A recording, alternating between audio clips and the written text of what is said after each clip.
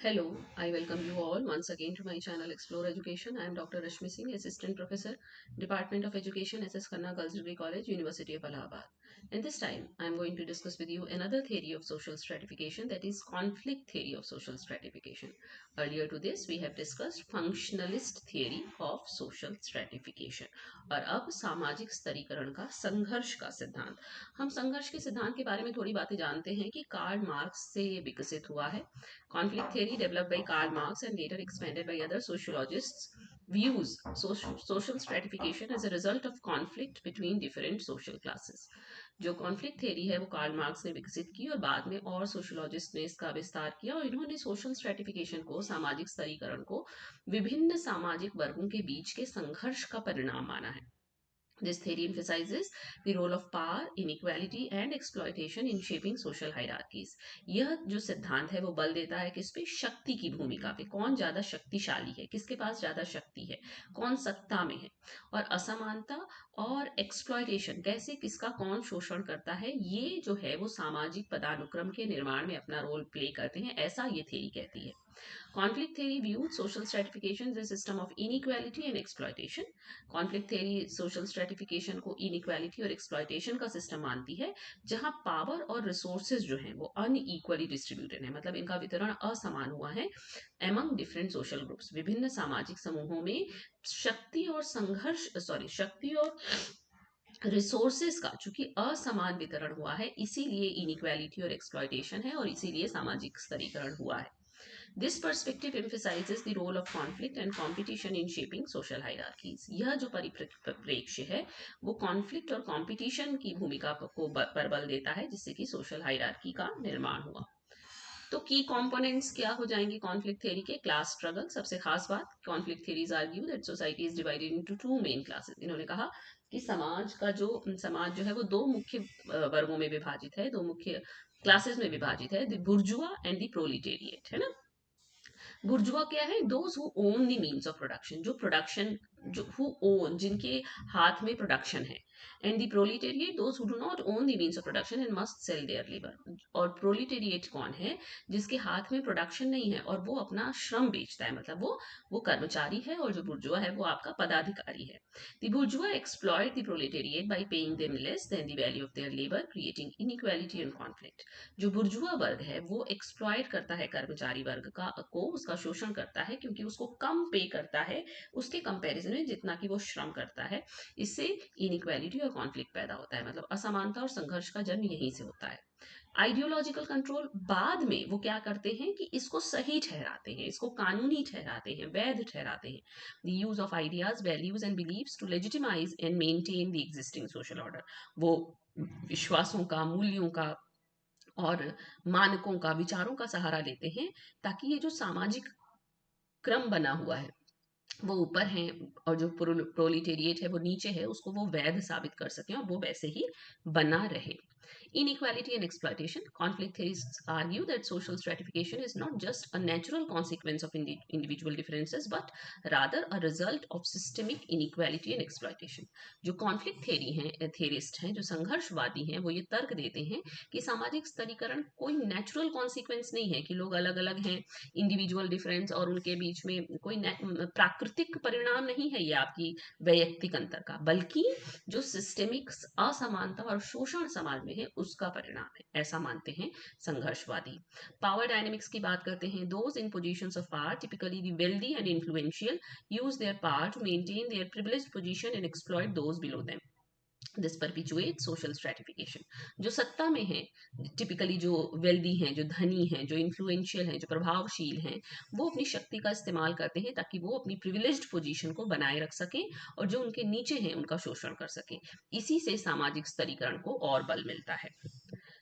तो अगर social stratification के पे एप्लीकेशन देखें कॉन्फ्लिक्ट थ्योरी का, तो क्या है? सबसे खास बात ये कह रहे हैं, economic inequality. Conflict theory suggest that economic inequality is a primary driver of social stratification. जो आर्थिक असमानता है मुख्य रूप से वही सामाजिक स्तरीकरण को चला रही है.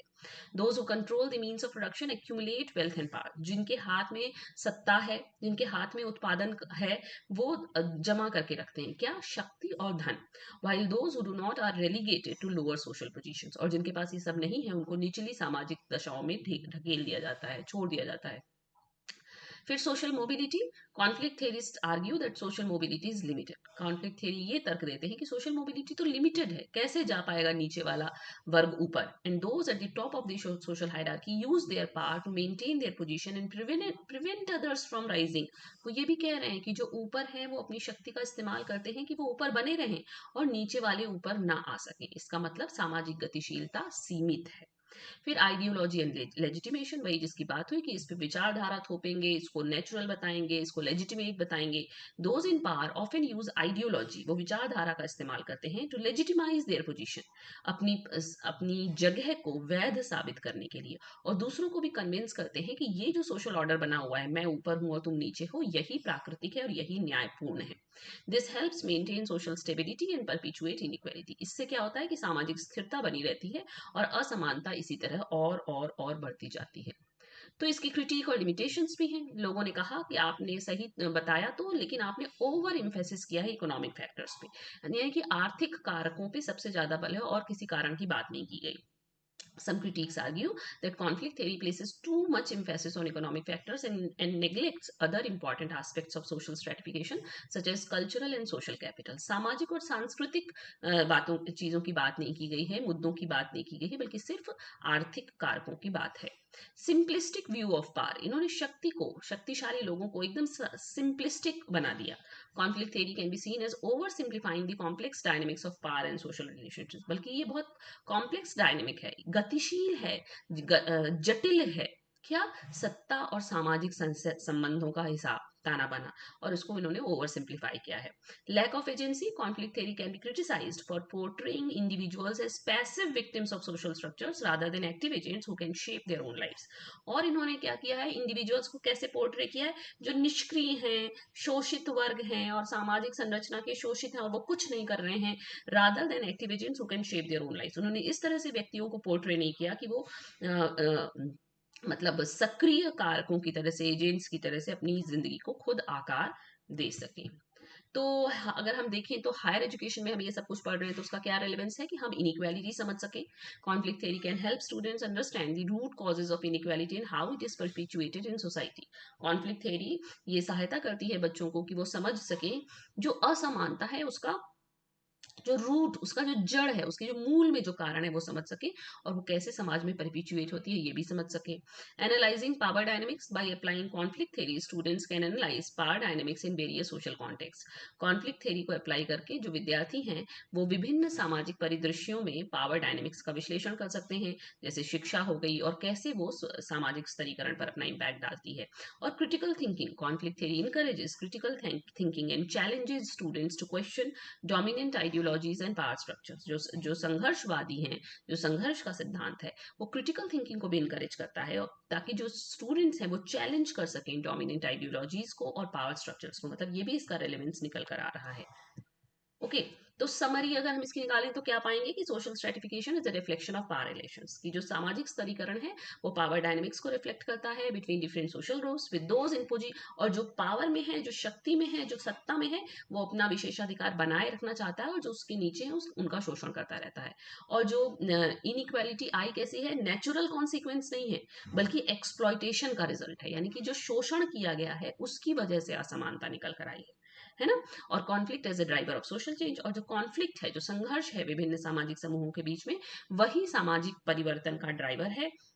एट सबॉर्डिनेट, जो सबॉर्डिनेट है, जो दबा हुआ है, जो शोषित वर्ग है, वो बाद में एग्जिस्टिंग सोशल ऑर्डर को चैलेंज करता है और ग्रेटर इक्वालिटी और जस्टिस की बात करता है, और यहीं से विवाद शुरू होता है। ओके, तो ये सामाजिक स्तरीकरण संघर्षवादियों के हिसाब से। इसके पहले हमने सामाजिक स्तरीकरण का पढ़ा प्रकार्यवादी। उन्होंने कहा जो ऊपर है उसको, वो ऊपर है तो उसको ज्यादा रिवॉर्ड मिलना चाहिए क्योंकि वो ज्यादा बढ़िया काम कर रहा है, और जो नीचे है उसका काम ही उतना बढ़िया नहीं है तो उसको रिवॉर्ड भी कम दो। तो उन्होंने उसको नेचुरल बताया। ये कह रहे हैं कि ये क्यों बना सामाजिक स्तरीकरण, क्योंकि जो ऊपर है वो नीचे वाले को सता रहा है, उसका शोषण कर रहा है, उसको आगे नहीं आने दे रहा है, इसके अलावा अपनी पोजीशन को वैध बता रहा है, लेजिटिमेट बता रहा है, और इसी एक्सप्लॉयटेशन की वजह से ये इनइक्वालिटी आई है जिससे समाज में डिफरेंट सोशल ग्रुप्स बने हैं, डिफरेंट सोशल हायरार्कीज बनी हैं।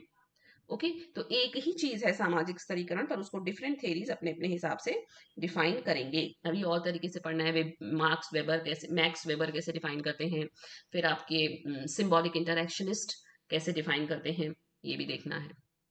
Okay, so thank you and don't forget to like and subscribe my channel Explore Education.